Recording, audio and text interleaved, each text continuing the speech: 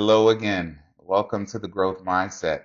My name is James English, CEO of English Solutions Group, and I'm here with the familiar, I guess I could call him the co-host now, Gerren Sprauve, Uh, CEO of Clean Slate Janitorial Services, and the human you- ROI, that's which right. I do want to hear about as we kick off Sure, today, sure. Let's do it. just to give the audience a little bit of an insight into the things you have coming up.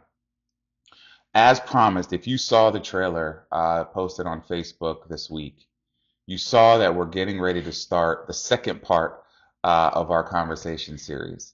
One that I'm incredibly excited about because it's something that I think we've all talked about often. We all think about, we all read in books. And it tells us if you don't have this, then you don't really have a direction. Sure. And I'm excited to dig deeper because so many times, as I get into conversations with people about this topic, it ends up landing in a place that you never expect. And so I'm excited over the next several Mm. conversations to really unpack this with a few different people who have some interesting stories. And I'm excited to see how those stories and that history translates into this topic and where it began and where it currently is and where it projects forward. So, without further ado, um, this series Mm. is called Where Are You Going? Where are you going? It's a conversation that will focus on life goals, what we think we're chasing, what we're actually accomplishing, and how those things come together. There's always the dynamic of what society wants us to do, right? We got to go Yeah. chase the house. We got to go chase the Yeah. picket fence. We got to go chase the two and a half kids. And then there's actually what happens through the experience of chasing all that. And there's a refining process that is, I think, underappreciated at Uh, times, but is undefeated in its ability to impact and shape the way we live. So before we jump in, I want to kick it over to Garen to talk a little bit about, and this is actually kind of together with the topic, but tell us a little bit, Garen, about the human ROI, what you've got going on. You've uh, got some exciting things coming up. yeah. Where can people learn more? Let's go ahead and get that out the way early, Sure. in case people tune out. They would have heard this. They would have heard I this. So swear. tell us a little bit more, Well, man. listen, man, I appreciate you queuing this up. I will tell you, and some of you may notice as James begins to, when he introduces these topics, you might hear me over here grunting and moaning.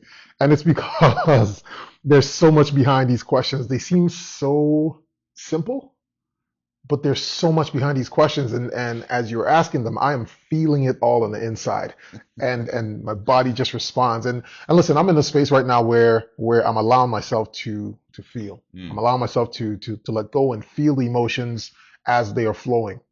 This is a space that I haven't been in for 30 plus years, and mm. as a result of doing a lot of work, inner work, I'm here now. So I apologize for some of those moans and groans that you might hear sometimes, but it's my body responding to these questions. But as it pertains to the human ROI, even as what I'm doing right now, it's an example of what the human ROI represents, and it's a return on identity, Mm, right? Who were we in the beginning, and what have we gone through to go after these things that we feel is successful or we feel is that we're supposed to accomplish, and what's that journey like? yeah. And it's about taking you back. What's the return on your identity? Who you've been, who you were created to be, and what's been this journey along the way. Yeah. Most recently, or in the near future, we're having an event, one of our retreats, right? And you and I, we've and some other friends, we've traveled across the world, I can say, having these moments, these retreats, like, Mm, right, where we get to sit down and really discuss a lot of these topics, and we get to focus on our next accomplishment, the next journey that we're after, and how are we getting there, and we hold each other accountable along the way. And um, I've seen and I've heard of people who have looked at some of the things that we've done and said, "Man, I want that." mm, And of course, I'm always asking, "Are you sure? Do you know what it is you're pointing at that you say that you want?" Because there's a lot of intensity to this journey. mm, So this retreat that we have on March 30th is about bringing together a small select group of people. identifying what they're after, Yep. what are the roadblocks, Mm-hmm. and how we can help them to reset to get to this accomplishment that they're after, just in a more aligned way. Yeah, yeah. Yeah, So let's actually use this as a springboard to the conversation sure. because, where I want to start the discussion today is to truly rewind the tape. Mm, I remember when I, went through college, I, started with a direction in college. I was going to be pre-med. By the time it was over, I wasn't anymore. yeah. And I stepped out into the professional space with what I saw in I'd say the periphery of my life, Hmm. um, were some goals and some things I would absolutely achieve, Yeah. right?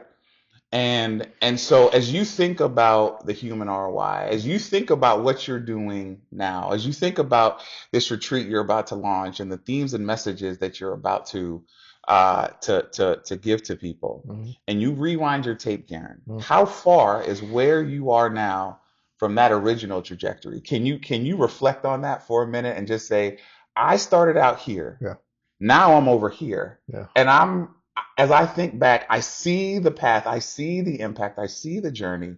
Help the audience understand that experience and really what you feel has gotten you to this point in time. Yeah, when I think back of like, and you started with college years, when I think back of when I went to college and in the very beginning, I was all money driven, right? Yeah, yeah. And that's from my decision in 12th grade when I was asked, Garen, what do you want to do? And I wasn't quite sure, but people said, get into computers because that's where the money's at.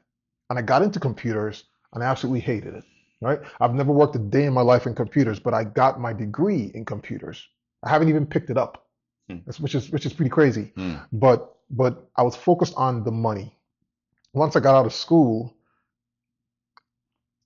immediately, I would say immediately, I was focused on, I say this loosely, I was focused on purpose, James, but I wasn't quite sure what that meant. hit the pause button there. Yeah.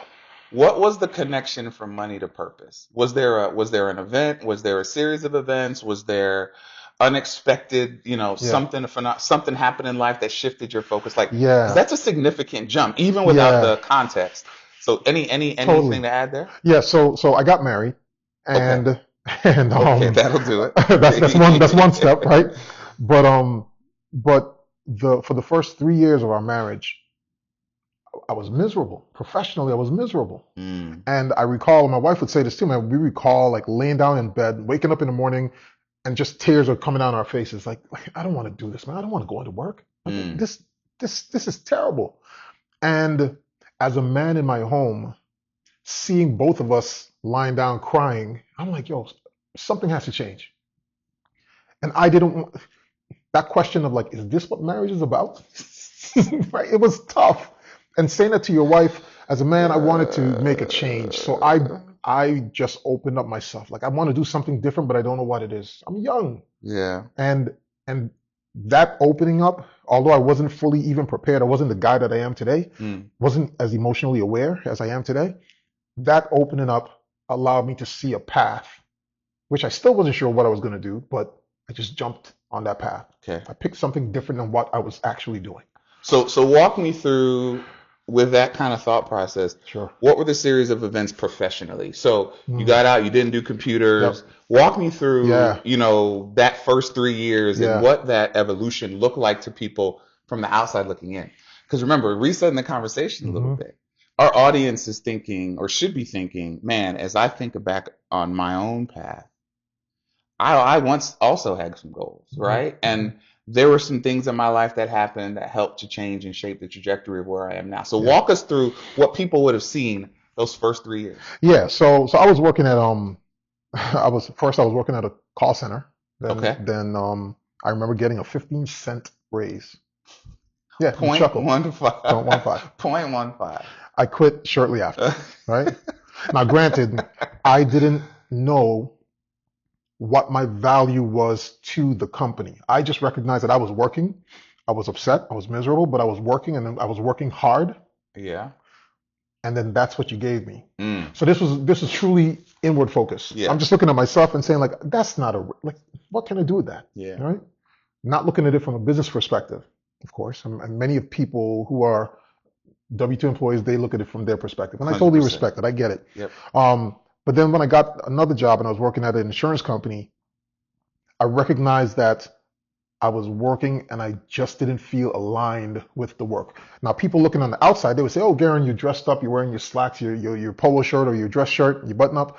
Like life should be good, Mm. you know?" And I remember calling my mother saying, "Hey, moms, I'm making $35,000 a year, right? Just to get started out of school, right? Thought that was big money, man." Yep.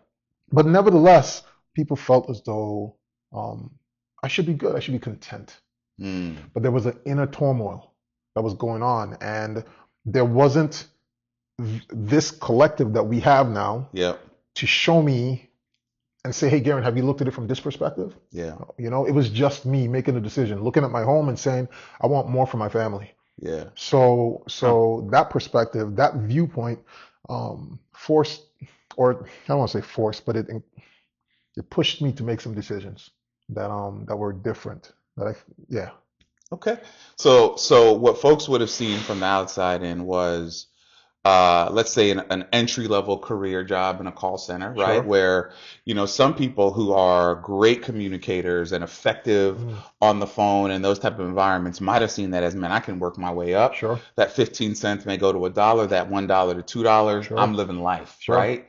Um, Wow, and then you would have gone through this period, and now people would say, "Oh shoot, you're working for a significant like insurance company in the mm-hmm, industry, mm-hmm, behind a desk or in a cubicle, mm-hmm. dressing up professionally every day, making 35 bands, which back then I was a It's lot of probably good money. money. Yeah, yeah. So man, you're doing good, G. You You- can afford it. You can afford the things that life would deem to be the trappings of progress, Yeah, progress. right? Yeah, yeah. I know your wife too, Josie, was also going on her own professional Sure, journey. So sure. you have two people, two young professionals coming up in their journey, right? Starting to achieve the perceived trappings of early I success, like how you're saying that. Yeah, right? yeah, Again, for many people watching this, they may be like, "What's wrong with this picture?" yeah, Like I am still striving for that picture. yeah. And you're saying you were miserable. I was miserable. You said something earlier about when I was working at the call center, Yeah. being someone who communicates, Yeah. right? Someone who communicates, whether it be in person, from a stage, or what have you. Now looking back, I remember looking up at the queue and seeing hundreds of calls in the queue. I had so many opportunities to Reps. reps. Yep. Had I known back then, James, I would have looked at my work totally differently 100%. and got into reps and just continued to get better and get better. But I was frustrated because Mm. of what was coming in. Yeah. That wasn't enough. Yeah. And I missed out on my reps. Yeah. The irony of this is those early days Hmm. are truly the days we can afford to invest in learning. Sure, sure. Our obligations are typically at their lowest point. Yep, Expectations are typically at their lowest point. yep, And we are the collective we, our societal we yeah. says this is my time. I gotta sprint. I gotta be Hmm. selfish. Hmm. Selfish. Like I gotta just get as much As as I much as I can. can Yeah, yeah. from the universe here, and then I've got to then stack it and organize it in a way that will then launch me to whatever comes next. But we've completely missed this concept of, man, I'm out here learning my way, Yeah, and I need to really make sure I'm invested in that. yeah. All right, so the story continues. You get this insurance job. You're going through it. By the way, if you haven't picked up Gerren's book, it talks about this Yep, in the book. yep. Plug the book. Fast Track Your Calling. You can find it on Amazon. All right, Yeah. fast track your calling. So now you get to this place, Gerren, where you're making 35K plus. Wife is doing Yeah, well. You're married, so you have somebody to share this experience with, right? yeah. You're not technically alone Sure. in this part of the journey. Then what, man? You know, I got to touch base on this. The more you talk about that 35K, I can't recall what my wife was making at that time. I know it Right, was more than that, right, right? right. But I didn't even see that as a stumbling block.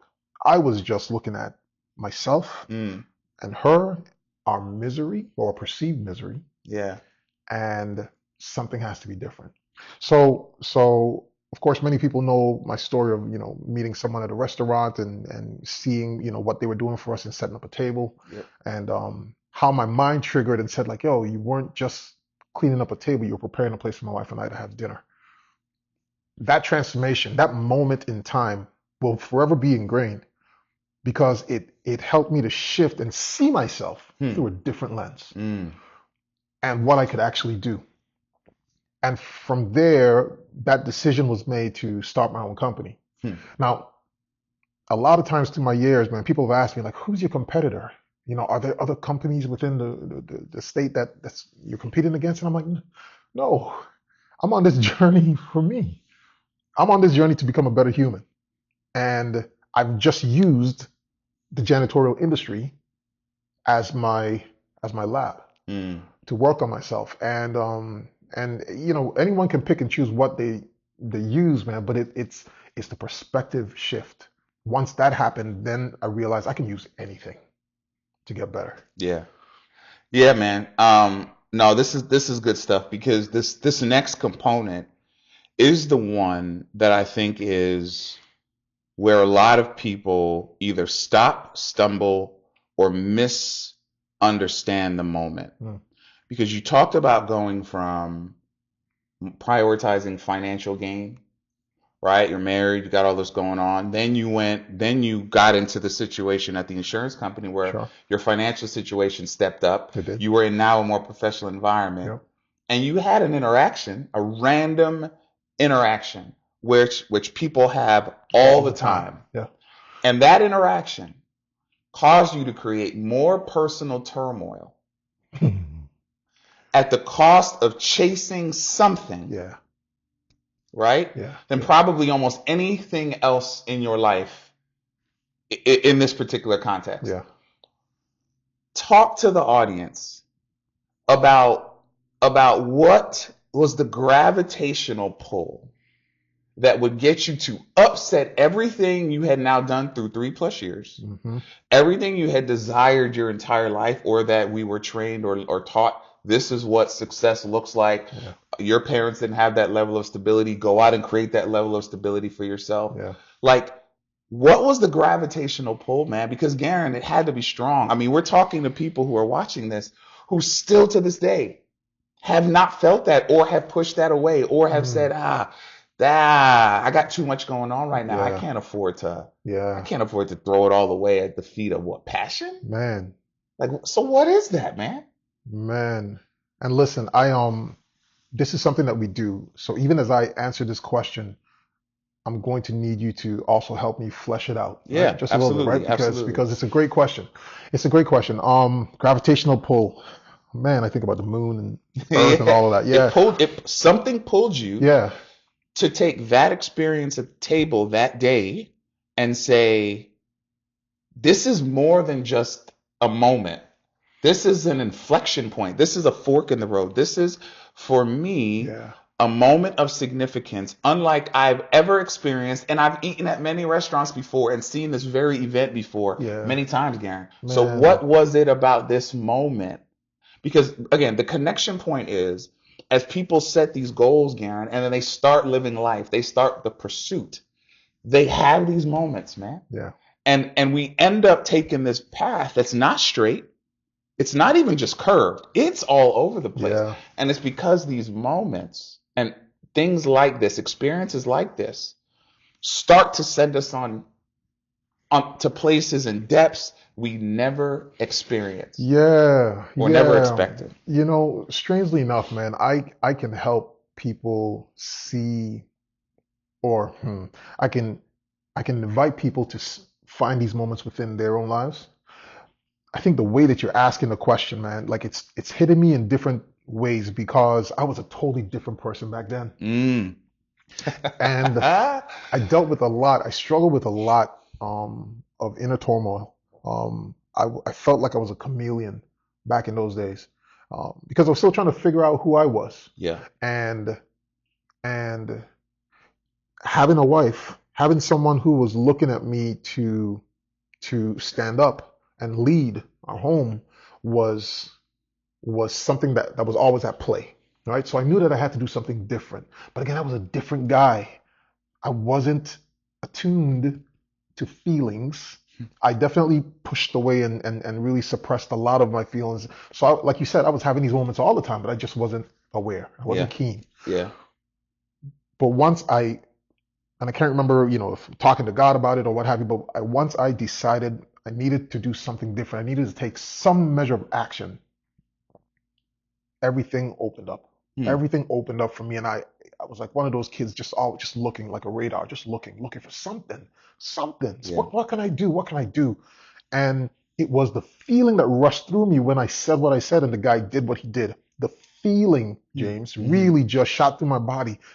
It was weird. I don't know if I was because it was open. Now all of a sudden there was a flow. Yeah.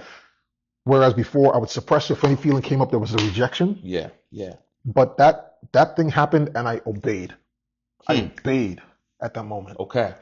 So you were ready, whatever the build up to this moment was, inner discontentment, inner turmoil, personal trauma, Yeah, whatever it was. yeah, The build up, the temperature had gotten to the point where this became the boiling point. yeah, yeah. It was either swallow this down and treat it like every other moment and literally go back to the life of whatever that was, which was becoming misery, Yeah.